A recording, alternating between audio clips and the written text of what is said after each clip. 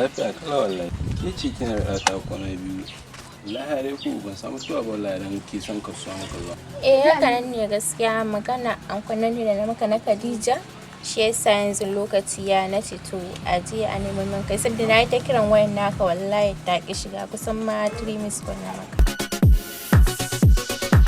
To yanzu dai wallahi ki san kasuwan mu ta ya kasa. Na dai bari ba a rasa yadda za a yi.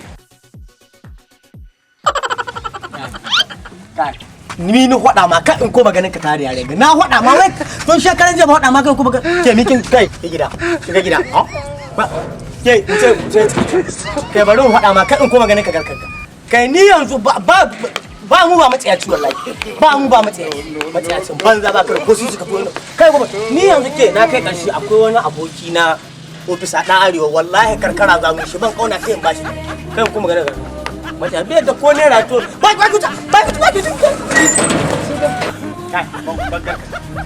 yau ba mu ba mace don Allah magaje kai hagu don Allah ka san ha abanga wa ba mu ba mace ci kaga ba mu ka kuma da ga kana shin ko ba kaji ba garka in ya an kai lahiya alhamdulillah na ji daɗi yariyar nan nace ma za mu karkara kauna ta kaga wanda annan kayan nan mu je office mutai shi matsiyaci na da ko shi ka gane yau wani abu sai ka wuce. Shage ofis. Salamani.